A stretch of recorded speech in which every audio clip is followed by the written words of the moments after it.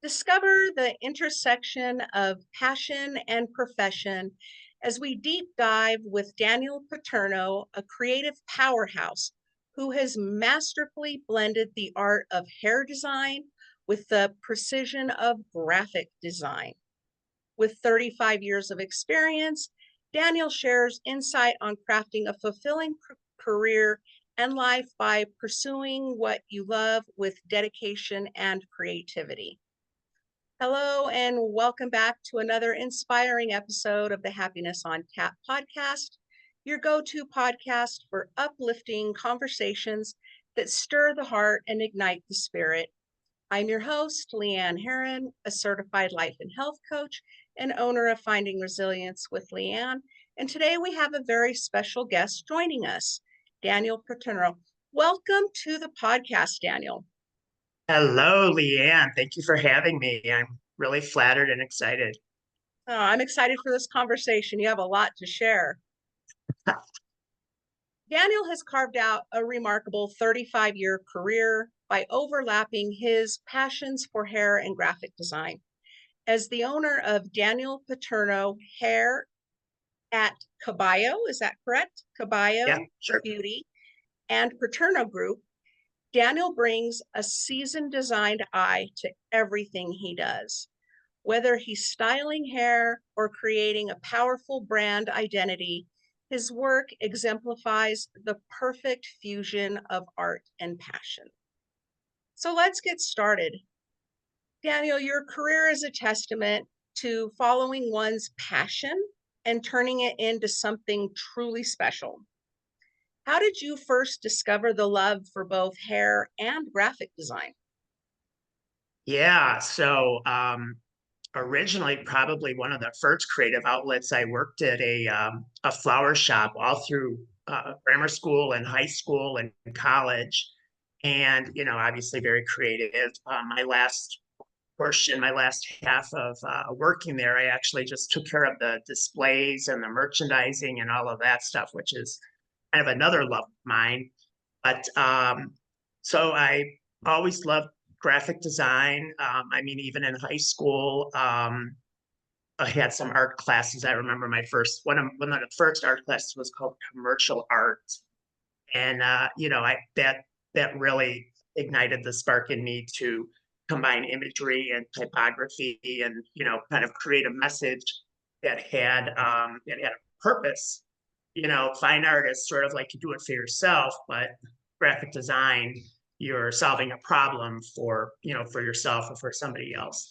So after college, I went to school for graphic design, and that was great. Finished up in 4 years. Was kind of on trajectory to do that, and interviewed for a while after college. And I, I didn't interview very much actually, and I don't know. Honestly, I remember like 3 interviews. So I didn't get a job. Some of them were like in-house. I remember I had an interview at the Field Museum at the Adler Planetarium in Chicago, and another like agency. Anyway, at the behest of my mother, she knew that I had cut hair in college for fun and to pay the groceries sometimes. So she said, "Why don't you go to beauty school?" So I thought, okay, yeah, let's do that. So I graduated in spring of '87. I think I was enrolled in beauty school maybe like by the end of that summer in '87, and started. I was still working at this flower shop, and serendipitously enough, the beauty school was like 2 blocks away from the flower shop. So I was literally like finishing up with the flowers and going to, that was where all the part-time people, had the evening classes. So I finished up there, that kind of took twice as long as if I was full-time in beauty school. And then I finished up in like spring of '89. And that's when I got into a really great downtown salon. And then at that salon, early '90s, I was introduced to the computer. And my brother, I got myself, an Acer 486, one of those first ones, with the monitor sits on the square thing. And my brother had a business. What did he do? He sold promotional printed material, t-shirts and pens and all that sort of stuff. So, I had Microsoft stuff on my computer and I had Microsoft Publisher. And he goes, make me a business card for my business. So, I dove into that and learned the computer and learned, computer aided design. And that was the start of it all. Man, that's fascinating. It really is. Actually, there's like so many pieces of that that I can relate to. One, I went to cosmetology school during high Oh, school, cool. and really enjoyed it. Never really took it to a career because I had my daughter really young and needed to kind of have a stable job where, I had a weekly paycheck that was always the same. Um, so I got really lucky and got into accounting and was an accountant for 20 years. But over those 20 years, I had multiple jobs. And within those jobs, I had built really good relationships with IT people. Hmm. And because I never wanted somebody to work on my computer, I wanted them to teach me how to work on my Oh, computer. yeah, yeah, And so they were always great. They're like, oh, well, that's going to save me time because then I don't have to fix your computer. You'll know what to do. And I also was friends with the graphic designers at different jobs that I had. I worked for the lottery here. So I got to watch how they did all their stuff for advertising or mailers to their clients or whatever. And then I went to work for the lottery when the lottery launched here in New Mexico in 96. And so I worked there for 4 years. And, probably my closest friend during that 4 years was the lady who designed the tickets. And so I was just so intrigued by what she could do with the technology we had at the time. To me, it yeah, was just like, wow, you can do all these, layers, and yeah. the designs were incredible, but she was definitely a graphic designer and so was her husband. So, they've went on and they have their own business. And so it's really fascinating. And I've been playing around with graphic design, uh, but it's a lot of work and it's not my specialty. So I'm going to leave it to you people that's your specialty. Ah, thank you.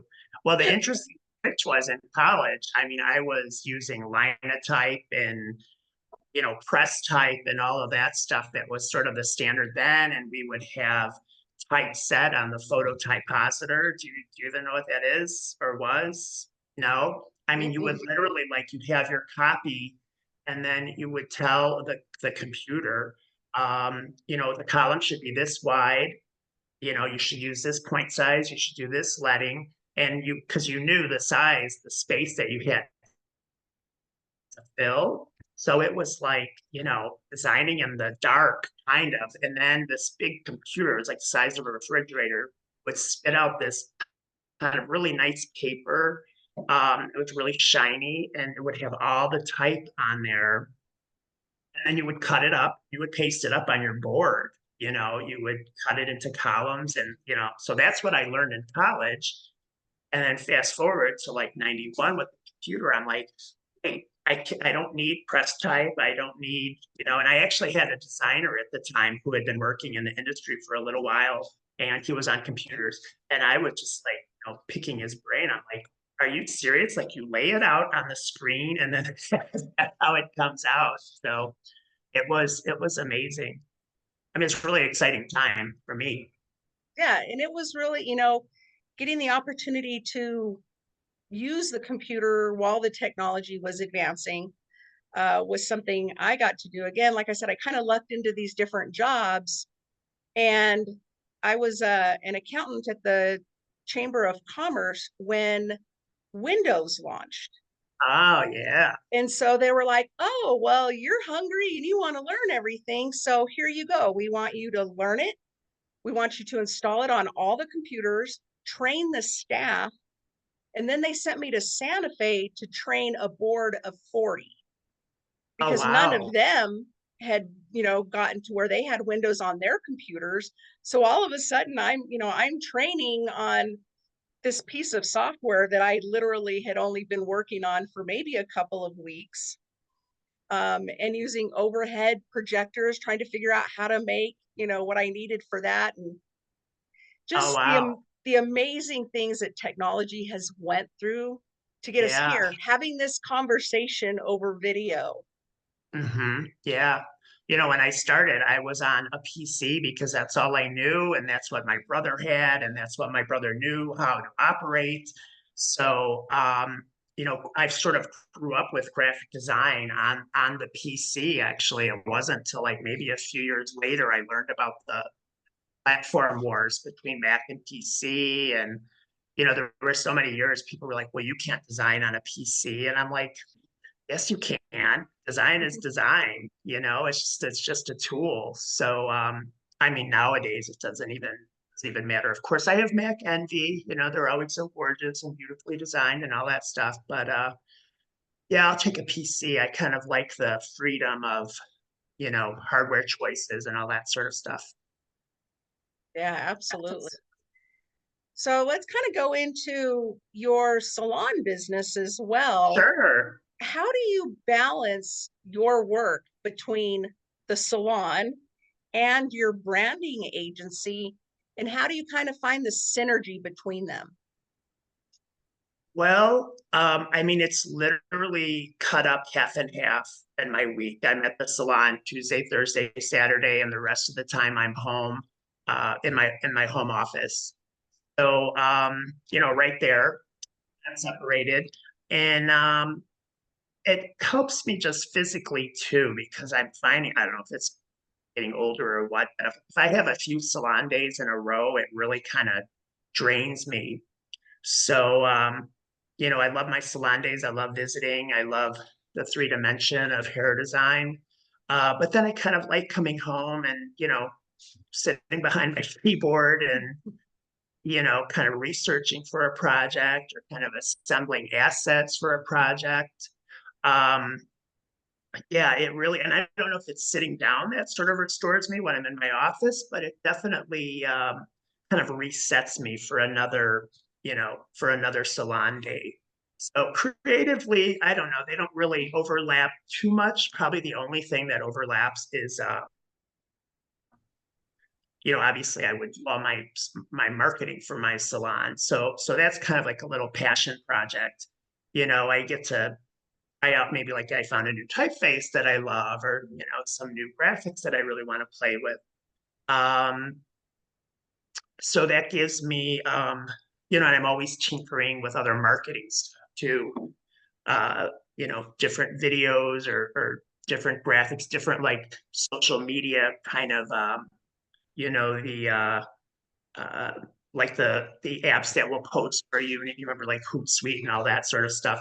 I love technology too, so I really like kind of exploring and finding all of that stuff. Currently, I'm using like an AI service that's really cool for some of my businesses and some of my clients' businesses. Um, and what else was I going to say? Oh, I actually have this little sort of an in-salon marketing thing. I have an iPad with sort of a slideshow for clients. It's not too kind of unobtrusive. It's just off to the side. They can watch it if they want or not. And it's just got all my sort of marketing on it, like, announcing a new product, uh, mentioning about my referral program. I had a recent price increase. I had that on there too. So anyway, those are kind of fun little graphics to create, to stay in brand. And then I use those online too, and I use it in my newsletter. So they're really handy and kind of get a lot of different uses out of them. I think that's a great idea. I love the laptop or the tablet idea where they can just sit and watch and it's going to scroll. I've noticed it like when I go to the doctor and they have the screens on the Yeah, wall and they just scroll exactly. through stuff. I pay attention. I'm like looking to see Uh-huh. what's coming up next or what's going Yeah, on. yeah. Um, Right. I've been in restaurants where they have TVs on the wall that I'm like, wow, what channel is this? How did you get this? Hmm. Um, And so I think, utilizing technology is amazing. It's what we should be doing as Yeah, much as we can. And my yeah, niece, she does my hair, and I just, I wonder like what it feels like physically to be on your feet all day, every day, 6 days a week. She doesn't have that break, to go and do yeah. something different where she gets to sit down and she is on her feet the whole time. Mm, Um, and I've always worked in an office and worked at a desk, so I can mhm. see the benefit to you to Yeah, have that off and on. yeah, definitely, definitely. Yeah, and you're using different things. At the salon, I'm shoulders, and at home, I'm maybe more my wrist or my back. But yeah, it definitely kind of struck a nice balance for me, and I'm really happy about that. I think it's great. So, how do you think the fields of hair design and graphic design influence each other in your work? Is that kind of like you were saying, the textures in the hair or just the visuals?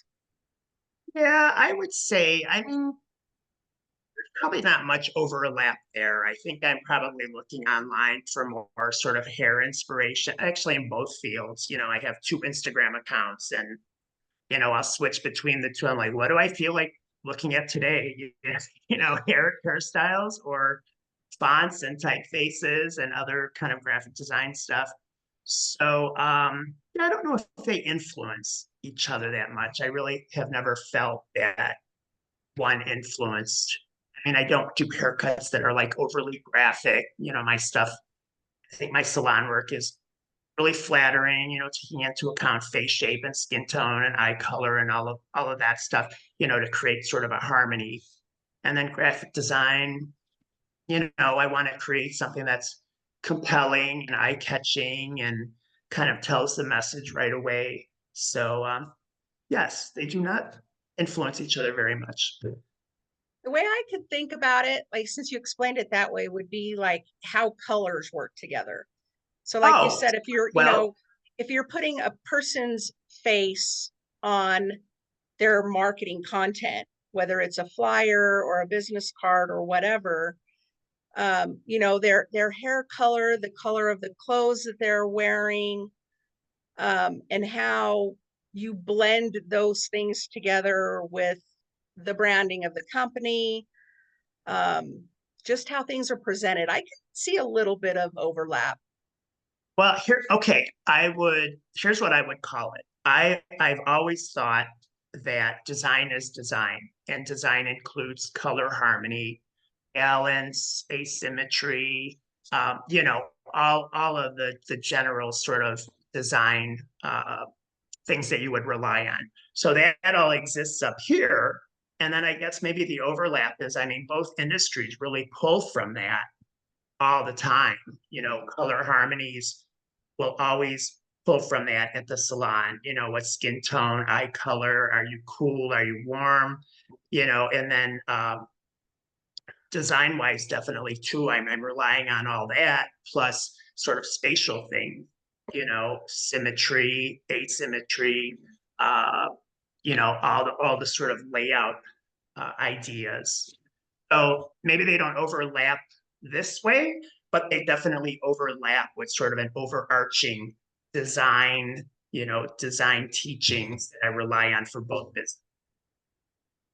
Yeah, I can see that. And I think, it's just what's in your head, what you're familiar with. It's gotta just be there, Uh-huh. kind of help. I was going to ask you about like what challenges have you faced with combining these two fields, but it sounds like you keep them pretty separate. They're pretty separate. Yeah. I mean, even like in the salon, I mean, I'm not a designer, I'm a hairstylist.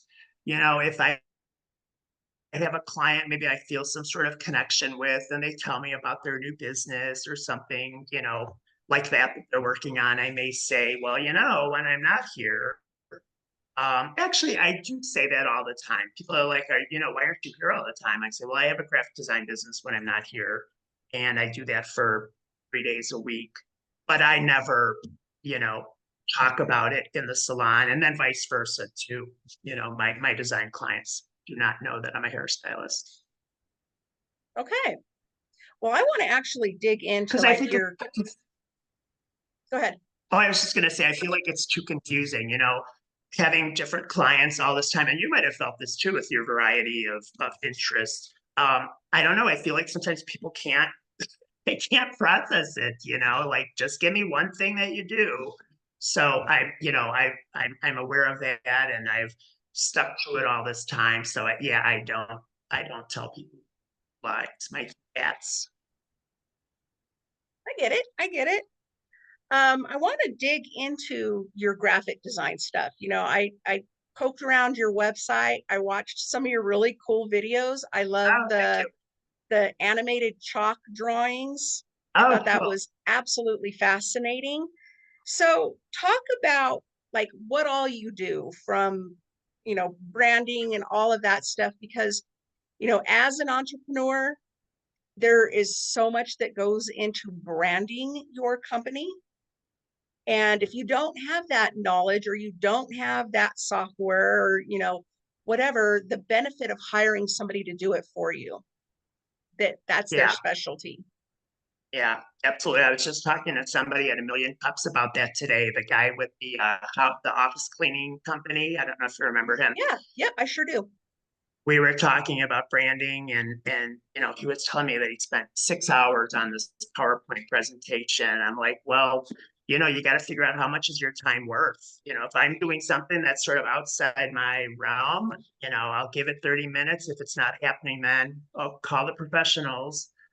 So uh, um, yeah, I would hope new businesses, new clients would call on me to sort of help them organize their thoughts around all that. You know, there's so many things online that you can use, like you said. You know, Canva's an incredible resource, actually. But you know, how much time do you want to spend on it? And then also, I think with my experience, I can sort of see down the road. You know, I'm like, well, you're going to want to put that logo on a truck eventually. Are you going to be able to? Is it going to work? You know, you might want to screen print T-shirts. Is that going to work? Does it work at small size? Does it work at a large size? So I think that's the benefit of working with a professional. You know, you might come at a project and get this much done, but I can help you, you know, sort of see this much more and get that much more too. Yeah, I think that's great. And that, was things that I struggled with because I love Canva. I pick up Yeah. softwares super easy. Like Uh-huh. I I can bet. jump onto anything and have it figured out. But I also take the time to learn. Like I'll watch tons of YouTube videos on how to do this, how to do that. And I'm like, oh, okay, well, I know how to do half of it or three quarters Hmm. of it. I didn't know this piece. And I actually did that last night. I created my first template in Canva. Oh. I've made tons of digital products, but just as a PDF document that somebody can purchase and download. But I had never made templates that I could sell for that Oh. other side of the passive income. And I quickly realized that that needs to be one person's job. And, Mm. you Mm. know, the other stuff is another person's job. I'm doing it all myself. Mm. Mm. Um, I threw myself into creating the digital products when I was going to take a really long vacation. And I wanted to have things in place that could bring some money in while I wasn't working. Yeah. Nice. Um, and it's great. They're all things that, I can give to my clients or gift to my clients or recommend or suggest, push it out on my social media. So that's great. And I enjoyed learning how to do those. Hmm. Hmm. Um, but yeah, I try to look and see where the value in my time is. Is it going to take me way too long to learn how to do this and to master it? And I may not do it again for 6 months or a year. Yeah. Right. Then I'm back at ground zero. Um, and like you were saying with like your logo, I learned that too really quickly on kind of, I used Canva to design my own business cards, my own brochures.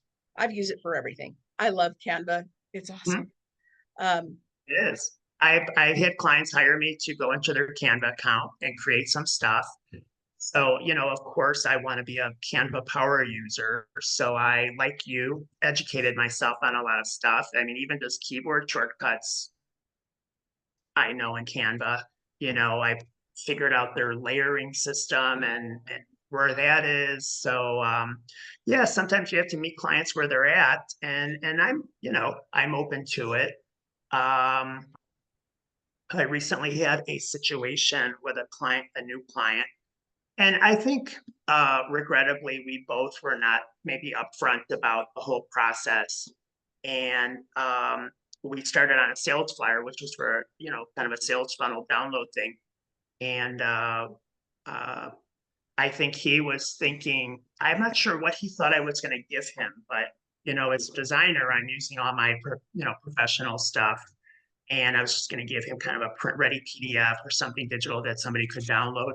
And I don't know, he was kind of thinking that I was going to give him this something that he could edit at will and update and tweak and all this other stuff. And I don't know. So regrettably, we were not upfront both, at the start of that project. I mean, I was assuming you'll use this for 6 months and we'll come back together and hey, let's make these updates, or even a year or something. So you want to meet clients where they're at, but yeah, usually the design situation is a certain thing. You're buying a product, you're Mhm. paying me to create the sales flyer. Are you paying me to create a template? I don't know. That's a different situation. So maybe Yeah. he was looking for a template.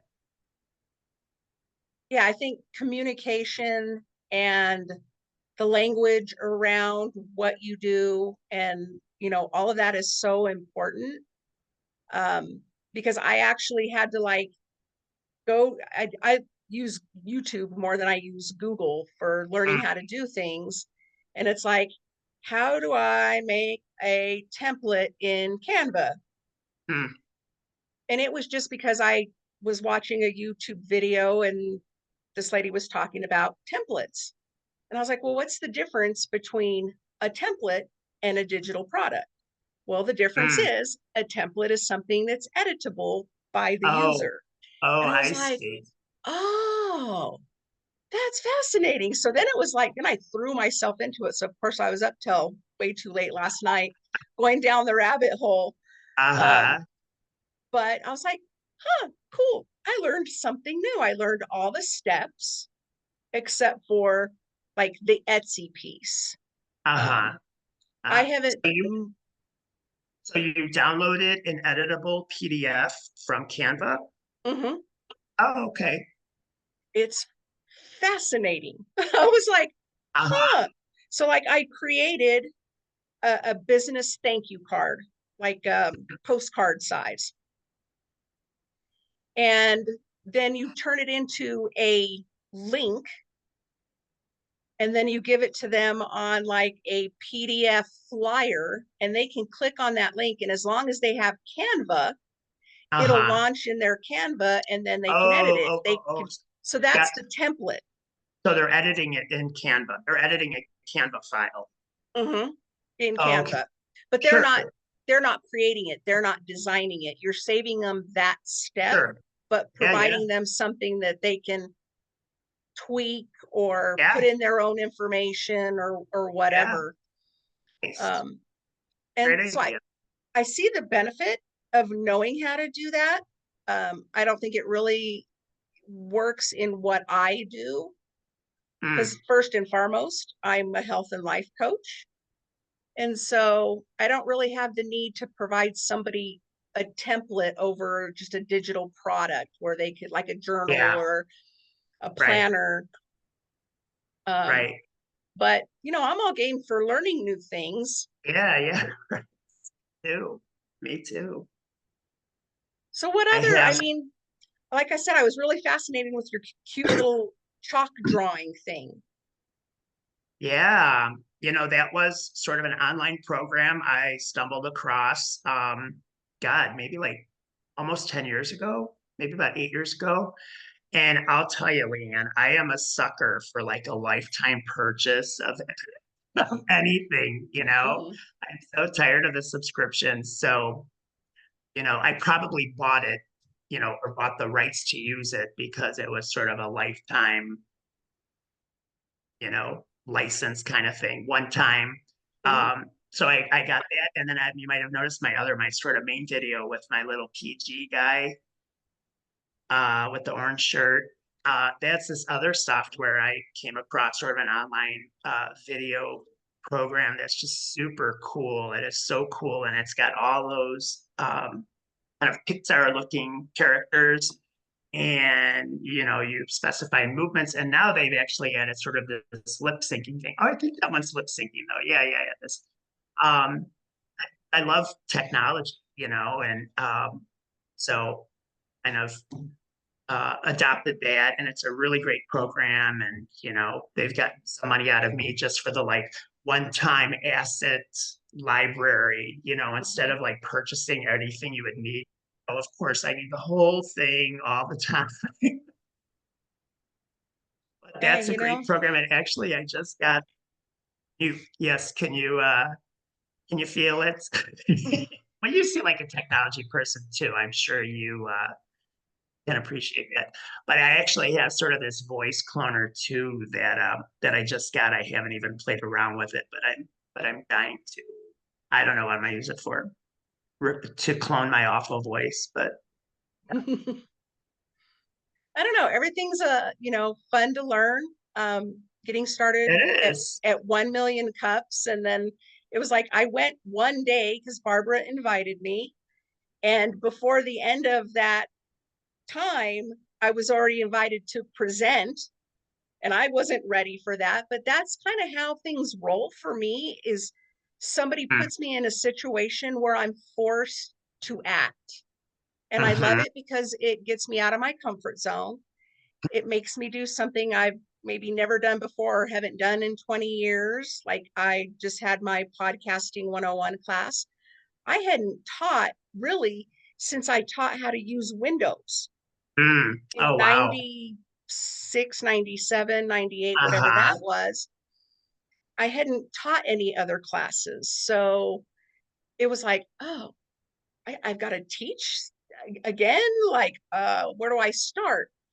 Creating a workbook and then practicing. And so even to do my presentation, Barbara's like, oh, well, you got to make slides. And I'm like, okay, I can make slides. I figured out the presentation part of Canva. Um, and then from there, I was doing something else and I figured out how to go from Canva to PowerPoint Mm, where I could record myself in this like little circle on the bottom of my slides for mhm. teaching, so for some of the programs that I launch, so that it's not me doing a one-on-one over Zoom. It's people can buy the program, it's already pre-recorded. um Yeah. it's always learning that technology, and now Canva has that technology, so I don't even have Oh, to okay. go from Canva to PowerPoint. I can do it right Ah, in Canva. oh, perfect. Yeah, yeah. And Very so cool. I pay attention every email that I get from them where they're announcing something new, Yep, exactly. or when they have their, I don't remember what they call it. They do it like on Wednesdays, but it'll come Oh, up where they launch like 4 or 5 brand new features at one time. oh, okay. And you can watch like a live when they're launching on stage. Yeah, yeah, yeah. That's very informative. Those were really cool. Well done. Yeah. So I try to take the time to stay current with my Yeah, technology. yeah, yeah. Oh, absolutely. But at the same time, I definitely see the value in hiring a professional to do those Right, things. right. And then I learned my lesson. You gotta be more clear. What are you looking for? What are you expecting? I was kind of excited because I was just sort of handed a bunch of stuff for this project I was referencing. And it was fun to decipher and to kind of organize it because it's what designers do. Um, we needed a template. So lesson learned. Yeah. Yeah. No, I totally get it. Couple more questions. How do you keep yourself motivated to ensure that you're always delivering your best work? Hmm. Well, I think design in the design my design world, I'm just so excited like by some of the new technologies that I found. I kind of wanna to learn it and then conquer it and to really kind of not exploit it, but kind of use it to its max capacity. And what else? A lot of my stuff is kind of I call it down and dirty. It might be like one project that's going on for a week or 2 weeks. I don't Right now I don't have a lot of like projects that are really expanding across a wide timeline. um, but to stay um, inspired, I guess just really online. I mean, my Instagram graphic design account is very thrilling, and I'm always finding cool stuff that I like, or following some accounts that I like, doing some cool stuff. Uh, and I really like, kind of delivering a product, and having it work well for the client, or at least kind of working through to like really find the best solution. I mean, I think it's just really exhilarating. So maybe that's where I find my inspiration, or to stay inspired. And for the salon, I mean, pretty much the same thing online, seeing all the stuff, uh, all the cool stuff that's happening. So this is an interesting thing. In Chicago, I moved here from Chicago a year ago, or last summer. And I really feel like, as a creative at the salon, I had my clients that I had for 25, 30 years, and I loved them and adored them. And, the money was great and all that sort of stuff. I really felt like um, my creative drive was kind of drying up. I wasn't really doing creative stuff. I was doing, the same thing that Mrs. Brown wanted every 6 weeks, which is great on one hand, but then there's sort of no creative outlet. And I had done a few things. I would place ads at Craigslist looking for models, people that were interested in having their hair experimented on. I mean, we didn't go that crazy, but that provided some photos for social media. But I think something really kind of drove me to move, like kind of this creative part of me that just sort of said, you know what, Dan, you're not going to do it here. We gotta get you somewhere else. You know, so here I went from seeing these clients that I'd seen for 30 years to, having 5 new clients a week, which is, uh, it's exhilarating and exciting, but it's also a little stressful too. But it's it's been good. I think I really needed it as sort of a creative person. So I can understand that. Being a lifetime learner, that's one big motivation. You're always excited about something new that's coming down the pipe mhm. as far as technology and how you can use it and how you can present it. Your shop, your hair shop, is that in Nob Hill, if I remember correct? Yeah, yeah, it's in Nob Hill. It's in Zuni in Washington, and it's a very similar situation that I came from in Chicago my last 10 years there. So, I worked in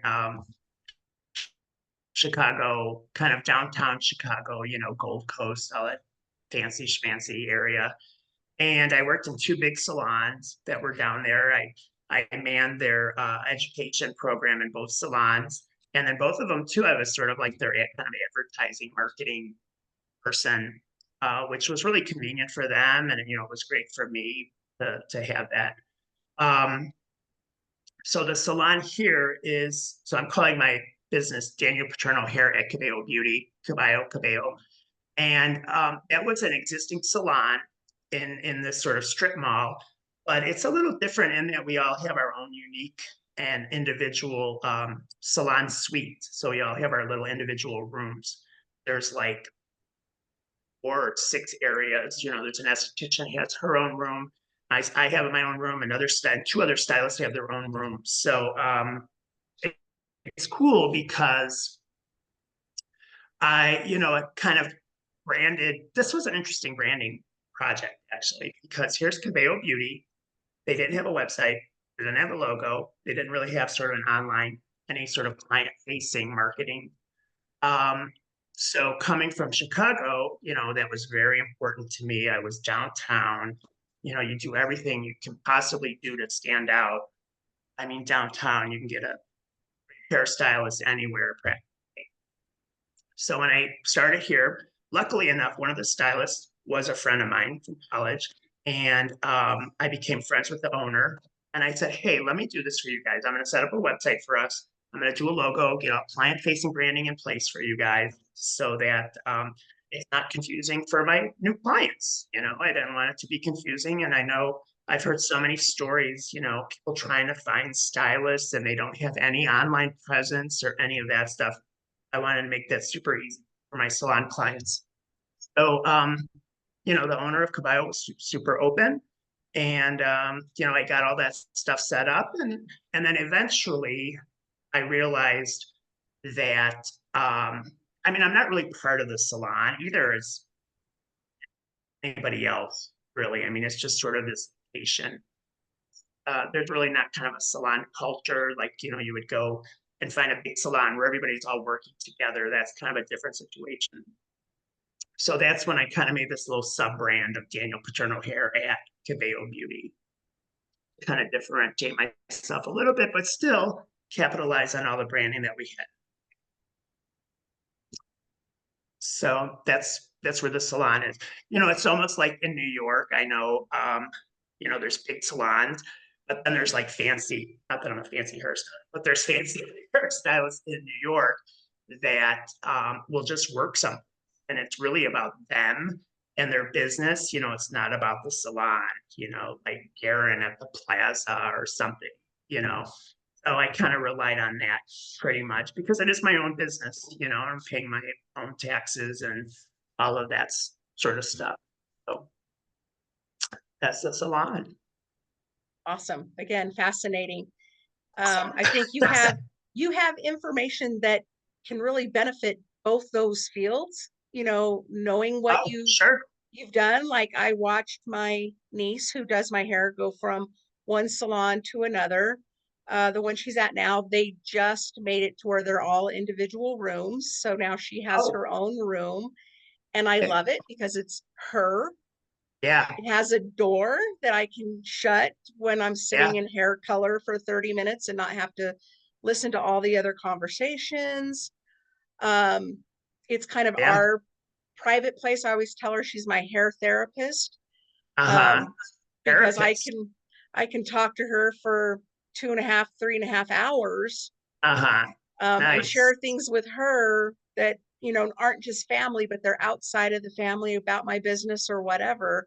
Uh-huh. Um, and it's just us in this little room. We're not back where when she first started, there was, I think, 4 stations that were back to back. Okay. Ah. So you had all those conversations going on. Oh yeah. I hate it. And it made it really hard because I would like bring a book if I wanted to read while my hair was in color and I couldn't concentrate. Yeah. Yeah. So, I mean, some people like that frenetic energy, but I mean, it was fun for a while, but I didn't like it these last few years. I like the quiet. I think my clients appreciate it too, the one-on-one. How long has your niece been a stylist? Oh, goodness. I would say probably 7, 8 years, Oh, like that, okay. Oh, wow. And she's moved like 3 times? twice. Oh, okay. Okay. And So is this a salon, this last one, or is it like one of those suites setups?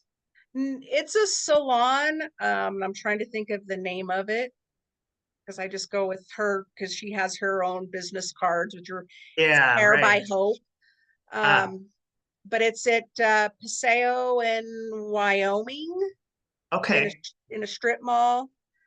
So it's a salon and it's Okay. nice. Okay. But the owner is great because he's always trying to update and keep Oh, yeah, that things is nice. nice. And the little extra that she had to pay to have a separate room to me is so worth it Oh, oh, okay. Oh, I see. Oh, because he maybe like she, built it. He took Okay. from open space and had walls put in and doors put in. Wow. That's cool. And yeah, so it's really awesome. I'll try to be conscious of your time. Oh, We'll do one last question. What piece of advice do you have for our listeners who are trying to unite their passions into a successful career? so I, um, I mean, I started as a hairdresser, and that was sort of the job and getting the paycheck, excuse me, and all that. And the graphic design was really kind of a passion project. I trained in college as a graphic designer, and like I said, when the computer showed up, I just wanted to immerse myself in it. So I never, I was lucky that I never had to um, like go it alone. I was never like, okay, I got to make this work. I had the great salon job, and my little passion project, was right behind. And, in the last maybe 20 years, they were sort of neck and neck. And that's when I had to like split up the time evenly for both of them. But I'm not a I'm not a big risk taker. So I think that's sort of like calmed my body more to know that I was kind of nurturing a passion project that it would eventually, you know, be a great revenue resource. All the while I had the hair. And it's interesting because in Chicago, that very thing happened. And here they kind of flopped. Here I'm starting the salon business from scratch, but luckily I had, my design biz clients kind of kept me afloat for a while. And, now the salon's doing a little bit better. So depending on how risk adverse you are, I was lucky that I never had to like quit my day job, basically. I always sort of had that cushion and that safety net. And and was able to sort of move myself professionally to allow time for each industry. I worked in a regular salon, and it was very, you're kind of expected to be there so many hours. And then when I learned my design business was needing a little bit more time, I left there. I went to another salon. I started working 4 days a week to devote more time to the design biz. And I also, at that time, I also wanted to do hair color. Like when I trained originally in a salon, I was trained as a hair cutter, and they had sort of a departmentalized salon. You either did one or the other. So I really wanted to do hair color too, which kind of adds to the whole creative world of everything. So I went to this other salon for 4 days, and then, oops, and then I just realized that the design bits need a little bit more time. So I dropped another day at the salon, and they really kind of like, became neck and neck. And like I said, I was lucky. I never had to quit my day job to sort of pursue this, the graphic design passion that I had. I think that's really valuable for you to share, because me as an entrepreneur for my business, I was kind of thrust into becoming an entrepreneur. Um, I was after accounting in 20 years, I went into legal and I did that for 13 years and ended up leaving my legal career because of some trauma that came up that just wiped me out. I couldn't concentrate. I wasn't on my game. I had horrible brain fog, which just isn't beneficial to the clients, and it wasn't good for me and my mental health. And I was able to take a year off to just focus on my health and mental health, um, and figure out what I wanted to do next. Did I want to go back to the legal field? Did I want to go back to accounting? Or did I want to take this opportunity and this open door to pursue a passion and not so much a job of obligation? Um, I mean, I loved all the jobs that I had, but I always kind of felt like they were an obligation that I had to have these certain jobs with certain benefits to provide for my children. Now my kids are grown. I'm not taking care of them. I don't need as much. I don't need the similar benefits. And so it was a different time for me. But starting a business without having income coming in was a tough road. It's still a tough road. I'm 3 years in, and I still struggle because I was an accountant for 20 years. I was in legal for 13, and now I'm in this whole new industry. So it's starting from the bottom, building my branding, building my marketing, getting myself out there to where clients are finding me and not necessarily me finding clients, or doing both, but just offering virtual coaching and being able to know that my uh, Google business is doing what it's supposed to be doing, that I've spent the time and effort on that, and that clients are finding me from all over the world. And it's getting there. It's getting there. I think this third year is really going to be my magic year. So I'm just trying to stay strong. I have decided to let go of my office space that I've leased, and get rid of that overhead so that I Mm-hmm. can afford to hopefully keep my business going until I have enough income that covers all of it. But thank you for sharing kind of your side of that as well, where you had that benefit of having that paycheck and you got to kind of morph it into being able to do both your passion and a steady job to bring in money. Mm-hmm. Yeah, exactly. So And then, thank you so sure. much. Oh, yeah, my pleasure. So Dan, I know your time is short. I want to thank you for sharing everything that you've shared today. Your story is a beautiful example of living authentically and pursuing what you love. Um, we appreciate you sharing your experience and insight with us today. Thank you so much for being on the Happiness on Tap podcast. Um, and I'm going to include all of your contact information in the show notes. So I have your website for Kabeyo Beauty and your website for PaternoGroup. So all of that will be included if people want to reach out to you. Thank you. Um, I want to thank you for all of my listeners for tuning in. If you want to learn more about Dan, make sure you check out his contact information in the show notes. Until next time, stay inspired and keep your happiness on tap.